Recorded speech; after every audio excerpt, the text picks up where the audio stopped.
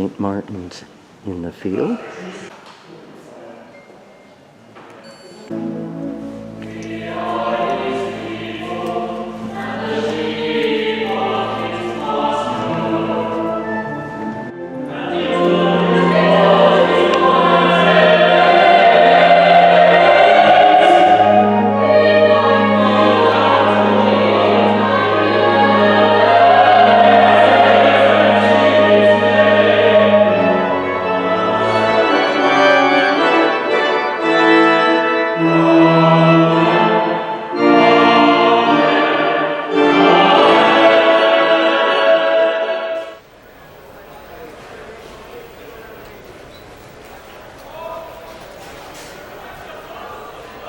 We have Thomas More.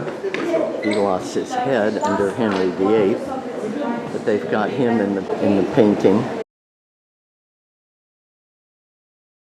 Henry VI.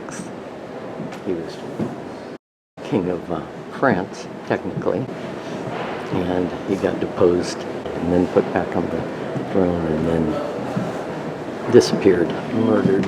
This is Edward IV. He's the one who deposed Henry VI and was there for a while, and then Henry VI came back. He escaped to the continent, came back, became king again. From 1452 to 1485, he's the one that got killed in the Battle of Bosworth Field by King Henry VII, and they found his body in Leicester under a car park. Here's another picture of Richard III. He was on the throne for 2 years. It's Henry VII, who deposed Richard III at the Battle of Bosworth Field and was the father of Henry VIII. Margaret Beaufort, evidently one of the first portraits, full-length portrait of a female. She was the mother of Henry VII, very powerful and religious woman. Second, in the late 1300s, he didn't do well either. I guess Richard wasn't a lucky name for kings of England. Edward of Woodstock, known as the Black Prince, possibly because of his uniform, the son of Edward III. Then he was going to be this magnificent king, and he was going to follow in his father's footsteps. Unfortunately, he died young, and he's buried in the cathedral in Canterbury. King Edward III, the first English king to claim the throne of France, was through his mother's. I think she was the daughter of the King of France. This is kind of like the Bayeux Tapestry. It goes on. And in 1511, a lavish tournament was staged to celebrate the birth of King Henry VIII. King Catherine of Aragon's son, Henry, Duke of Cornwall. Sensitive. And it's not normally on display because it's delicate.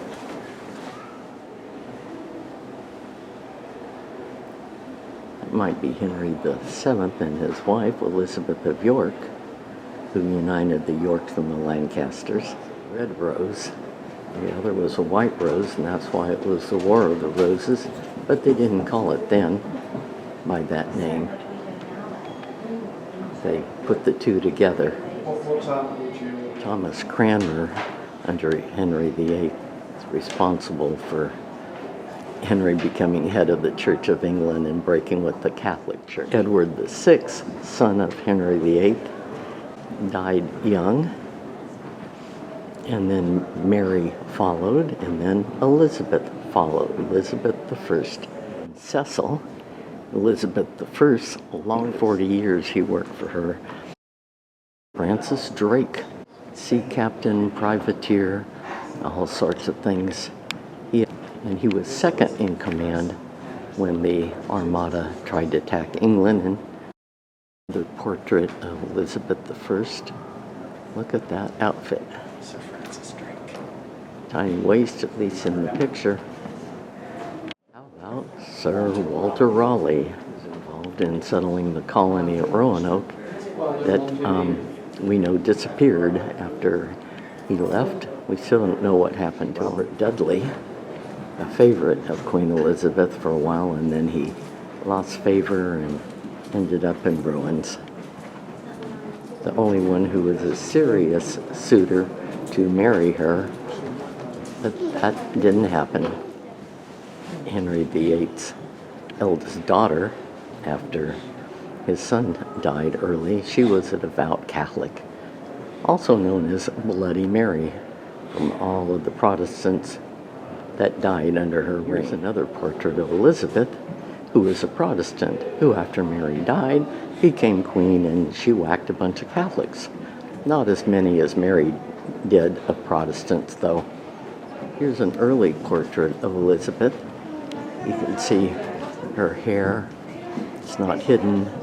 She doesn't have a whole lot of white makeup on.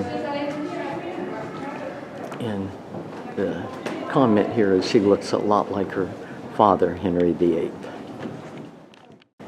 This is Catherine Parr, Henry the last wife. Beautiful young woman. Got stuck with a almost bedridden old king. But she did survive him. Jane Seymour, the third wife of Henry VIII, I thought she was better looking, but oh well. She gave birth to Henry VIII's only son, and then she died within a week or two, which was typical in those days when there wasn't the hygiene that we have now. He's buried with her in St. George's Chapel over in Windsor. It's a portrait of Anne Boleyn, the mother of Elizabeth I. A whole bunch of charges against her. She was not guilty in my opinion, but off with her head. Cromwell, very involved with Henry VIII and closing on the monasteries and Catholic churches and grabbing all their money. Thomas More, who was very close to King Henry VIII, but he would not denounce Catherine of Aragon, refused, and he ended up getting his head cut off. Portraits made was popular when Charles I became king at the beginning of the 17th century, 1600, and Civil War broke out in 1642, and Charles I was executed, had his head chopped off in 1649. This is Frances Howard, Countess of Somerset, and look at that cleavage. Amazing. King Charles I, he got deposed and executed. This is Prince Charles, who later became Charles II. He did a little better than Charles I, but not much. Quite an outfit for a small child. He's 4 months old. I find that kind of hard to believe, but oh well. Son of James VI of Scotland and James I of England. And he would have been king, but he died, they think, of typhoid fever.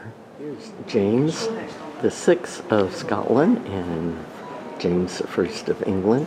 He followed Elizabeth. He tried his best to mend the differences between the Protestants and the Catholics. Kind of left a mess for his son, who ended up getting his head chopped off. Bust of William Shakespeare. Poor Queen Anne. She was the first female monarch after Elizabeth I. She ruled for about 15 years. Unfortunately, the woman had 17 pregnancies and one child who lived to 11. Here we have Prince Charles, Edward Stuart. This is the Bonnie Prince Charles. He was the grandson of the deposed Catholic King James II, and he was born in Rome, and he tried to invade Scotland, and the Scots, a lot of them supported him, and the English succeeded. His forces with the Scots were defeated at the Battle of Culloden. I think he went back to Rome.